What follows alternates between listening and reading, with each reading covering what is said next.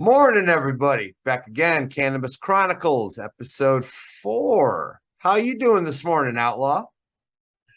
I'm doing great. How are you? I'm great, man. You ready to go ahead and get this morning started off right? Absolutely. What you got going on this morning? Today I got my electric dabber, and Nice. it's called a Luca. What's that? A Luca. Fuck yeah. For That's the awesome. people out. Yeah. New to me. I'm rolling a different bong this time. Just a little shorty guy, trying to make it a little bit easier on myself. Last one clogged up after one hit on the show, so I had to skip over it. So now I'm gonna try this guy. Nice. That looks good. What flavor you got going in there? You know what? This is some of the stuff me and my buddy grew last year. We turned it into some wax. Nice. Even better. Even better. All right, let's get this going off right.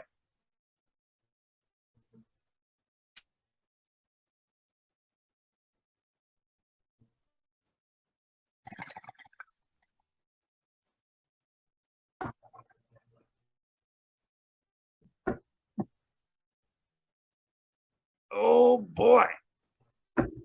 All right. So, what's going on in your grow situation right now? I am harvesting. Nice. Me as well. Me as well. Some of them. Two of my gals are already chopped up and dried out. Excuse me. Dried out and in jars. First one is 4 days in the cure. The other one is 2 days in the cure. So where are you at right now with your chopping and Different stages. Real quick, I gotta say I learned something about this.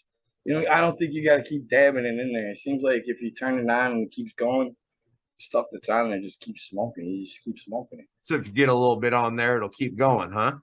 Nice. Yeah. Nice. Everybody out there that's watching this, they're just laughing their asses off. Like, look at these old guys. Yeah, these old timers don't know what Technology. right? Especially this plug-in stuff. All these kids with their torches and they're like got to bring a briefcase to do that. Come on now.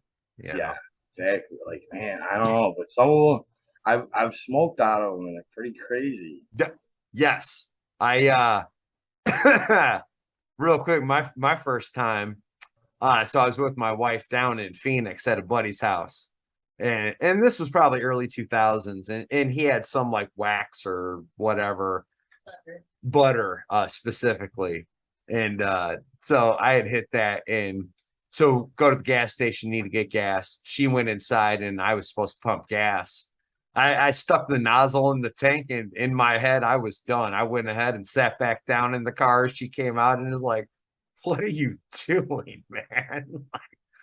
You didn't do anything. Like, you just literally didn't select a grade, didn't start putting any, it just Put it in the nozzle. I literally stuck the nozzle in. I'm gonna go sit back down. I'm out. I'm out. And yeah, that was my first experience. But no, that's nice. I like seeing that. So where'd you end up getting that little piece at? Offline. Nice. I was smoking with a buddy over the weekend when I got my tattoo. I got a cover up done, Nice. and he let me hit it a couple of times, and I was good. I Yeah. was like, I don't even need to just keep smoking. So I told him, I'm like, I've been wanting to get one of those things, but I don't know about them, so I was nervous about getting like one, and then it's crap. So I just never got one. And I was like, well, you've got one. You think it works good? Send me the link. And I went home that night and I put lotion on my tattoo and then I ordered one. Nice, dude. That's awesome. That's I'm awesome. going to grab my drink. Yeah. Yeah. No, absolutely.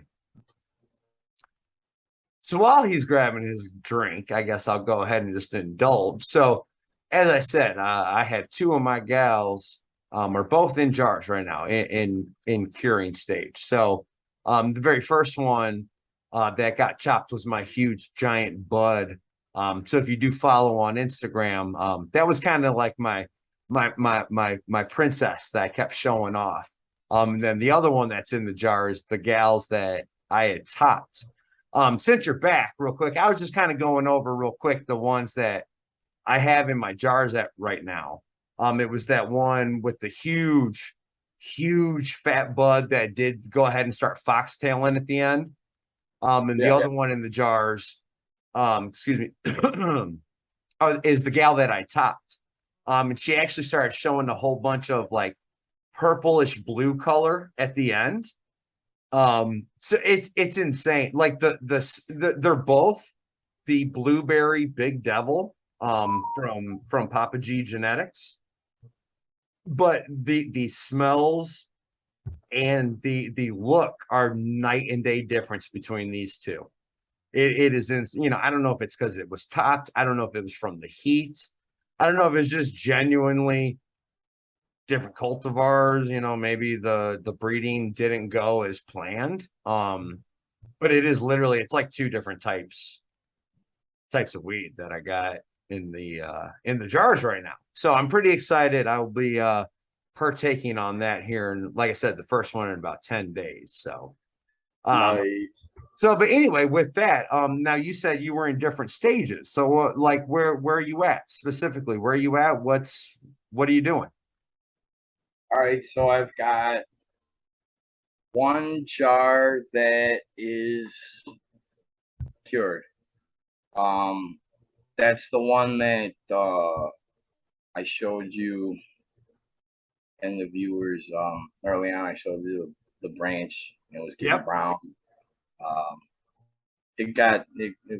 for some reason the humidity was too much for that particular plant at the time. The humidity was high, but that one it was just wet.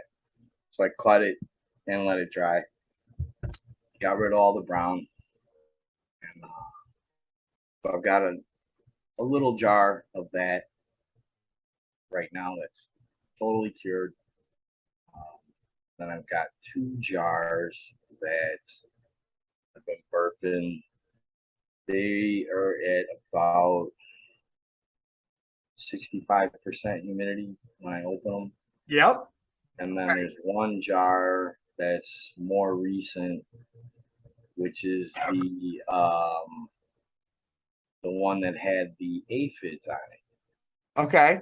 Part of it. So that part that was like that, I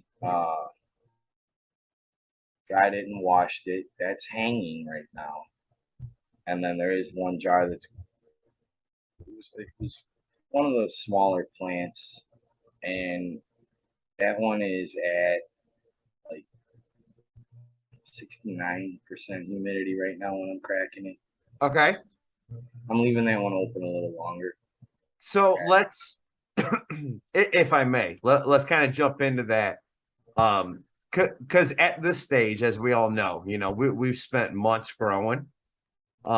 This is literally make or break time. So, for those that aren't, exactly aware. So, Yeah. we're talking about the humidity in the jars, and he's absolutely right, because at this stage, they say 70 is going to be that magic number. Okay. After 70%, if you again, how do we know this? We're talking about you go on like Amazon, hopefully your local grocery store.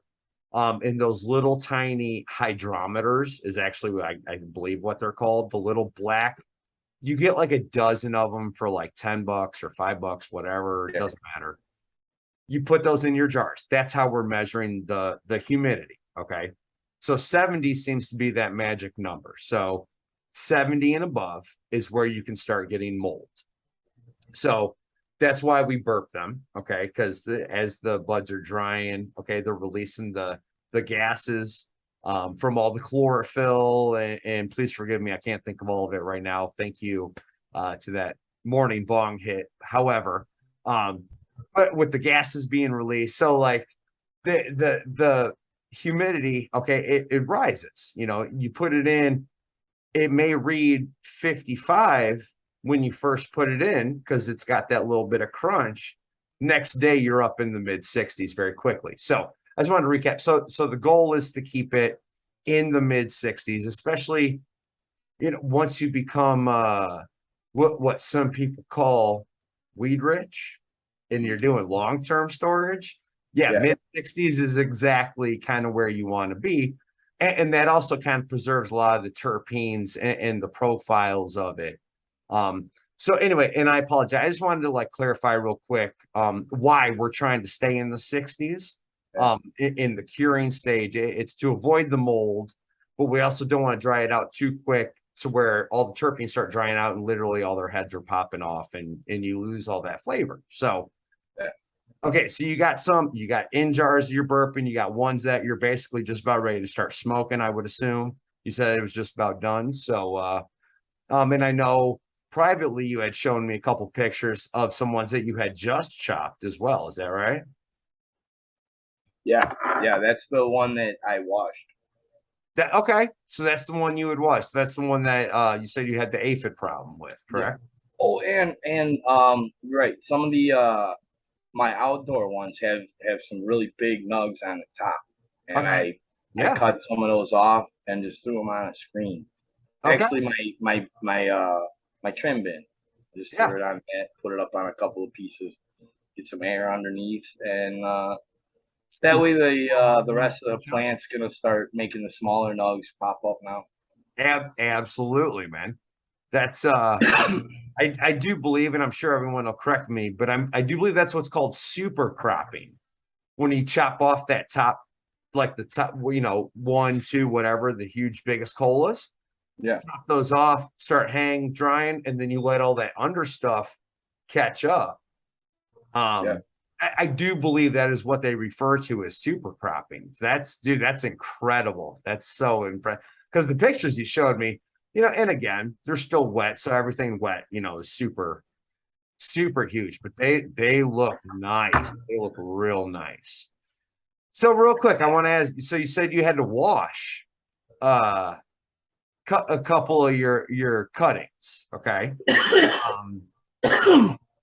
Let's kind of talk about that. All right. So I myself, I do a lot of bud washing too. Okay. I'm out in the desert. I got lots of dust.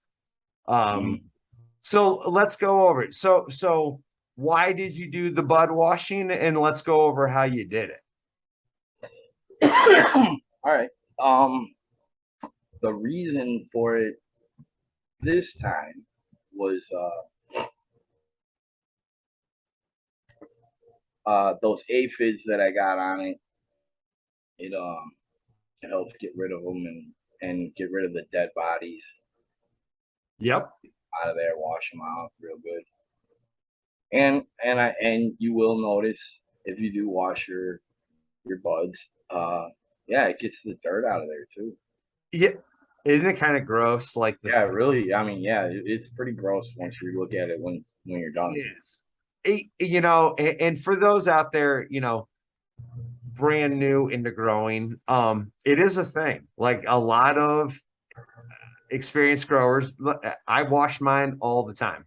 Again, being in the desert, just naturally, there's so much dust. You would be surprised at how dusty everything gets literally from just one day to the next. So I routinely wash my harvest, without a doubt. Now, I have my own, a lot of people have different ways of doing it. I definitely want to go over how you did it. I'll go over how I, again, different situations call for different methods. So I am very curious. How did you go about and actually wash your buds? All right. Mine's the simple way. I just took 3 5-gallon buckets.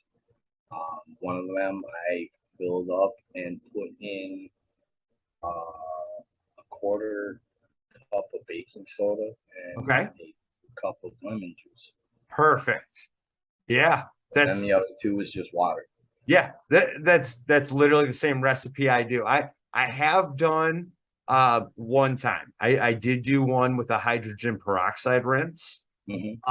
That's because, just real quick, through when I had spider mites, and I was more hell bent on learning how to beat them than like trying to like save the heart. I was more worried about I need to learn how to deal with this down the road, right? Right. So I was doing like the neem oil. Like neem oil really is actually kind of where it's at, what I found as far as organic and trying to be safe. But it's got a strong odor. It's got it makes your buds taste different. Okay, if you Yeah, I have heard that. so so on that one in particular, I did a hydrogen peroxide. So normally, yeah, lemon juice, baking soda gets all that dirt off, gets all the any bug carcasses, hair. You'd be surprised how much hair just flies into that stuff. Oh yeah. It's kind of gross. So especially when it's for yourself, you definitely want to make sure that it's like nice and clean. So but yeah, so the one time I did the hydrogen peroxide was because of the neem oil. Now I can't sit here and say 100%, oh, it got rid of that taste and got rid of that smell. There was a little bit. Let's be totally honest. It's that pungent. Yeah. However, if it's for yourself, if you are truly doing this like for yourself, it's fine. You can get away with it. It does alter the flavor a little bit, but it doesn't ruin it to where it's like unusable, if you know what I'm saying. So, And you don't have spider mites. and I was able to, it's tough to say if you ever actually eradicate them, until you like torch the room and bleach everything. But I at the end there was no live activity anywhere. Could there have been eggs? Of course, man. Those things are a nightmare to deal with. It's literally torch the room. You got to like get rid of everything. I went through, I literally bleached the walls, concrete floor, bleached the floor, made sure there's no eggs anywhere, all that dirt, literally like didn't even put it with my normal like bin that I'm trying to like recycle dirt with. Nope, that went out right near the fence, just fucking let the wind take care of it. Yeah. Yeah, I didn't want nothing to do with that. That was again, not I feel like it worked, but that was my situation. Definitely worth And a it shot. worked enough at least. But yeah, the lemon juice baking soda, that is definitely a tried and true. Because yeah, as you see, all the like literal just dust and grime and whatever, like hair just comes kind of right off of it. And now, as you said, you said a 3 bucket system. Is that correct? Yeah. So let's just clarify, okay? So what do you mean by 3 bucket system? Um so the other 2 buckets just have water in it. Okay, and what do you do? So So the you first one has the you baking dunk in the first. Yep. Lemon juice and baking soda in the first, and you dunk it in, and then you go to the next bucket, and then the next bucket, and then hang it to dry. Yep. Yeah. And to any new growers, of course, that sounds ultra terrifying. You've been told forever, don't spray the buds. Don't spray the buds. You're worried about bud rot, blah, blah, blah. So here we are, and many people, in particular, what the person who kind of turned me on to bud washing goes by Pigeons 420. You can find him on YouTube and all the great social media stuff. So he's real big into that. After watching one of his videos, I've seen his videos. Yep. I was like, oh my God. And doing it myself, seeing all the stuff that comes off, I was like, oh, well, that's the end of it. But yeah, it's literally you dunk it in, give it a swish, pull it out, clean water, dunk it in, give it a swish, pull it out. Third bucket, just to make sure you get all that, the baking soda, lemon juice, stuff, it's all gone. And it's great. And then you hang dry it like you normally would, and it makes no difference in your drying time and the quality. By submerging it in water, it literally doesn't no bad to Yeah, it doesn't take anything away from you. No. Number But one, you would kind of think you're like, oh, you're gonna take the crystals away? What's gonna happen? Yeah, No. that is everyone's number one question is like, doesn't it knock all the trichomes off? Well, it knocks all the dead ones off. That the moment you put it on your trim bin and start like banging it around, it's all gone anyway. So you Yeah. might as well wash the stuff, get all that dead stuff off. Now you got nice, clean, safe medicine. Mhm. So, Yep. Yeah, so if you hadn't used that oil, just the washing without doing that, just even if you have no reason to. I did it for the aphids. You did it for the spider mite situation. yep. Even if you have a perfect growth, you could do it, It and you'll see. Just do it once and try it, and you'll see. Just with one branch, I mean, you're gonna see the water right away. You're gonna be like, wow. it's kind of disturbing. You know, I mean, think about it. That's what you're smoking. well, exactly. So going back to okay, so me and you go way back. Knee high to a grasshopper. Yes. The okay, very specifically, I can remember, back in the day, the old brick ditch that's all that was available. Mm-hmm. I remember finding some very interesting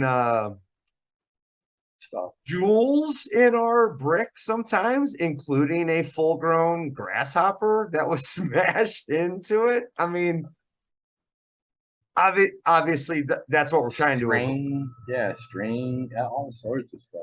But people got, the older generation, we understand, like, we there was no testing of it, obviously, so we have no idea the actual like THC content, terpene profiles, but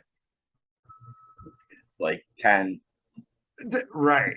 And then like, yeah, terpene, there's none. Exactly. That was all smashed There's a away bunch a of, long time ago. right, you talk about the seeds that it comes in, like, Yeah. come on. Yeah. It was rough, man. Oh And my goodness. yeah, the people And especially I visited down south. We've kind of mentioned where, I'm in the Midwest, you're yep. out in the desert. I visited the South back in like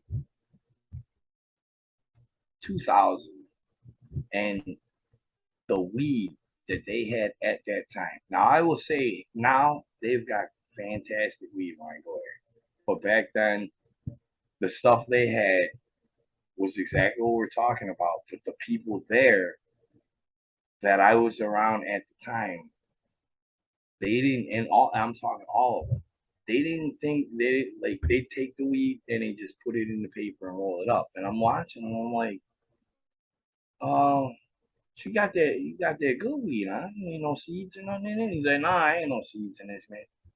And just the joints, and uh, I get it and I hear it pop. And I'm like, taste it instantly. I'm just like, oh my goodness. And I Gross. like break it open. He's like, what are you doing? I'm like, I'll re-roll it. Don't worry about it. And literally 6 seeds in that joint. I was like, oh my God, this is horrible. Like, and that was the kind of stuff that you couldn't wash, because if you washed it, an eighth would turn into a half a gram, because you can just wash everything away. Yep. That's how bad some of the stuff was. And I was just like, I was 3 days down there, and I was like, look, it was actually the first time I tried um, uh, something called X, and because I I was like, man, I'm getting a headache from this stuff for smoking. And so I tried some of it. Thankfully, there was somebody down there that I found that had what we call dank now. And yeah, that stuff was horrible. Isn't it funny how so like what we would call dank back in the day was Yeah. basically just seedless weed. Yeah. There was that. There was that. And you know what? I will say this, though. If you found the right stuff, that real fucking dank, ooh, that one out, sorry, that real good stuff, Yeah, I've dropped a it couple was of stuff times. that I don't even think I find very often now. because it was just that real primo stuff. You could smell it a mile away. It tasted so great. It was just perfect in every way. And I'm sure, there's tons of people out there that are growing that same stuff now, but it's just like at that time it stood out significantly. Yeah. Well, It was just like that, that upper level stuff. That one hit one. Yeah, like the one hit wonder stuff from back in the day. Yeah. It's so interesting. So what they're kind of finding out now, thank goodness we finally have actual like scientists looking into this stuff. It's not, when you go to a dispensary, it's always like THC content, highest THC content. That's the best, the highest THC content. They're finding out that's not the case. It's a weird, well, not necessarily, but it is a personal balance of THC content, maybe even a little bit of CBD, in there with the terpene profile. That is what's given you the and everyone likes to give nicknames to everything, right? So apparently now that nickname is the entourage effect. Again, I don't come up with this stuff, but this is what I hear people say. So just to try and explain it, that's what I'm going to refer to it as. Okay. So it's not just straight THC. It is a combination of all of it.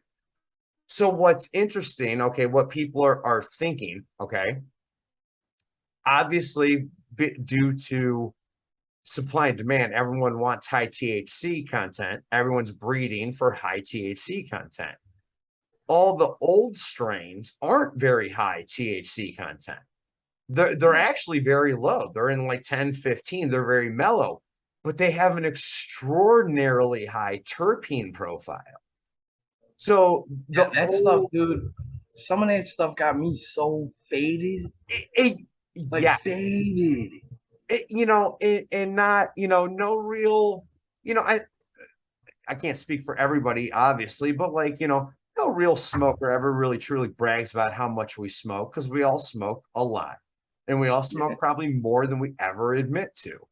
So all of us tolerances, are built up. However, with the different terpene profiles, that's why they affect different people differently. It's not THC content. It's not indica versus sativa. In like, as a grower now, I kind of chuckle about that. Okay. People are like, oh, indica sativa. Like, you understand that's just how the plant like looks, right? Like, yes, there's differences, but it's genuinely how it is grown. Sativa plants, real tall, real huge leaves. Do you ever see a picture of like a gigantic sativa leaf? Old fat leaves, yeah.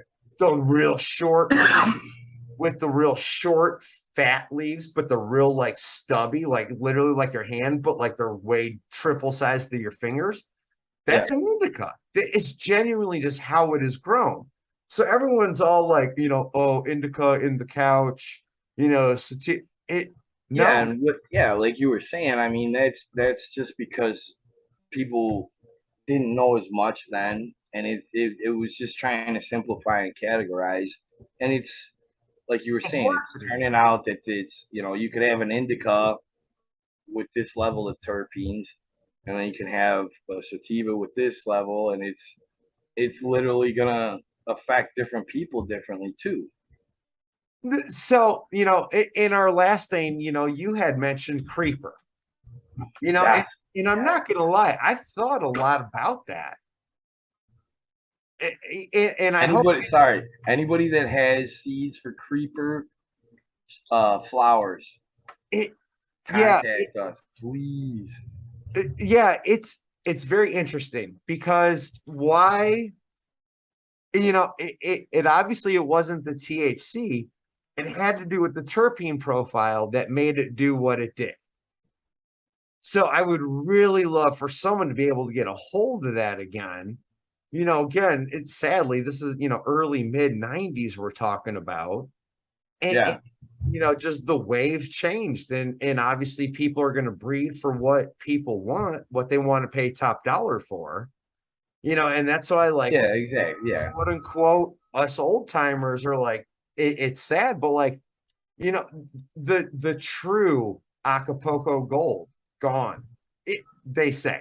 Yeah. I Yep. I don't know nothing. Okay, You know what? I swear, there's some old people, not old school people out there that have some seeds, they have to. and there's somewhere they forgot about them, something, and these things are out there. So it's just, you ever come across your seeds, if you don't know what to do with it, get in touch with somebody that does and let them try. Let them see what it turns out to be. It could be something great, and then it could be cloned, and then you know stuff can be done.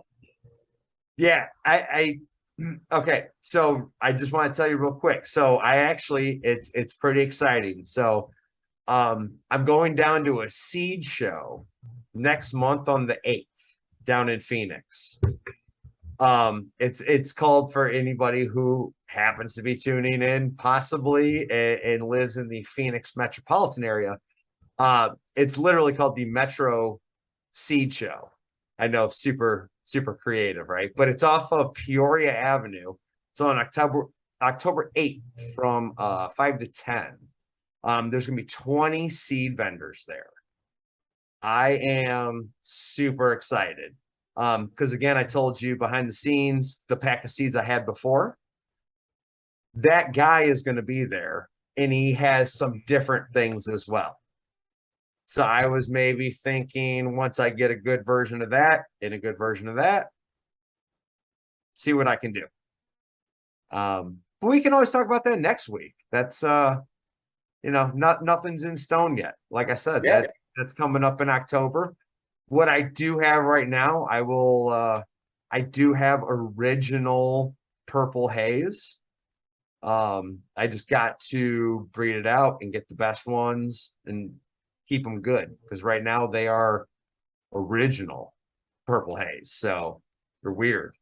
But yeah, That's nice having some like original stuff like yeah, that's what I was talking about last week. My buddy called me up, special stuff, so I was like, oh my god, I just got to get it. Like that's, wasn't looking to get it, but it's when that comes around, it's not something you'll regret it forever, so.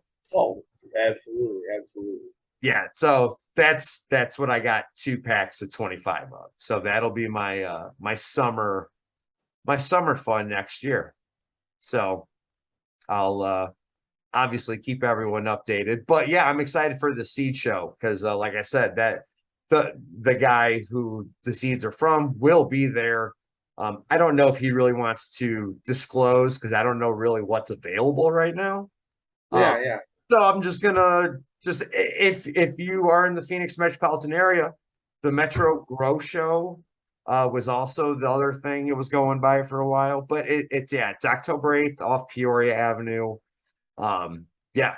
Oh, I can't wait, dude. So I have a few questions about this. It's a seed place. So can anybody that's got seeds just do a booth or what? How's it work? Oh, I don't know, man. I'm going down as a customer. Yeah. So I'm just curious. I'm not trying to sell seeds or anything. I'm curious what you'll find there. I mean, can you find Joe Blow that's just got some seeds? So Like straight up seed on this vendors. So here in Arizona, I personally know of 3 actual like breeders in Arizona that are like based here. They breed here. They ship everywhere. And there 2 of them is what I'm running right now, is the PG and the I don't remember the other one, and please forgive me. But it's going to be in my other videos. I'm not going to lie, I wasn't super thrilled with one of them. Not their fault though. My room was 110. I'm going to chalk it up to that. Is what the problem was. Okay. Regardless, I don't know. But like I said, there are some like famous So out here, what we have is a lot of distributors. So they'll buy bulk seeds from people, and they have like a warehouse, but in a shop, like there's a place in Vegas Mhm. that's basically their gig. They buy in bulk whenever seeds go on sale online. You go Yeah. there, you can get from ILGM from them because they bought like a whole bunch. I don't know the legalities or logistics of everything, but I know that's kind of how it works. So, Yeah. but yeah, they say like 20 vendors and plus like food trucks, which that would be awesome. Especially out here, bro, taco trucks. Oh yeah, dude, we have that Oh, kind of stuff. Yeah, I and can't. that's why I was kind of curious when you were talking about this, if it would be like vendors and distributors, or if it would be like kind of like what I go to for bikes once in a while. We got the swap meets, and then Sure, there'll be real vendors there with stuff, leathers to buy, and of uh, course. but then there's just some dude got a bunch of stuff in his garage, and he'll come, pay a little fee, and he's got his booth to sell stuff. It So I was just curious if some guy could come to that place and be like, "Yeah, I've got seeds." Again, I have no idea, but So yeah, they you'll have to let us know. advertise that there's going to be clones there. Mm, Yeah. well, I was just So talking to somebody about some clones earlier myself. yeah, so I got a little bit of saving. I went in, I'm all gung ho about there's a couple different seeds specifically I'm trying to go after. Okay. And if they sell out before I get there, they sell out before I get there. I'm not, it is what it is. I'm happy other people get them and can grow them out.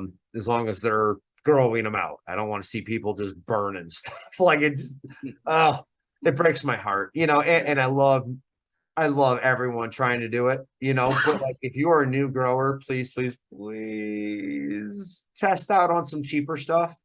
Yeah, or so yeah, something that's not rare. Oh,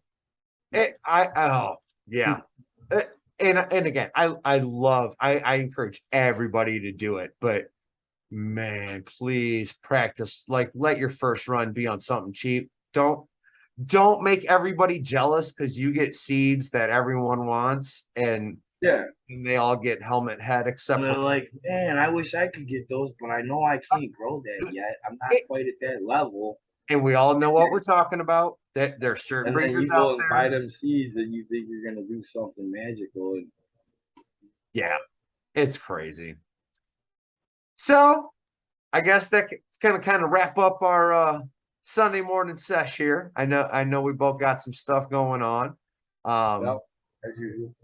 yeah, I did want to thank you personally, giving all your info about the bud washing. That's a lot of things that people don't normally think about or do. It's definitely great information, and thank you for bringing that up. Um, to all the viewers out there, thank you for tuning in with us every Sunday, joining us. Hopefully, you joined us literally with our sesh and maybe left with a little bit more knowledge than you came in with. But as always, you can find both of us on Instagram, Desert Growth Spurt and Outlaw Grower 420. And Outlaw, you got anything you want to add to it? No, everybody enjoy your Sunday morning. Have fun and be safe. I'm about to throw my leg over the bike and get out of here. Absolutely. All right, everybody. You guys have a great day. Be safe, and we'll catch you next Sunday.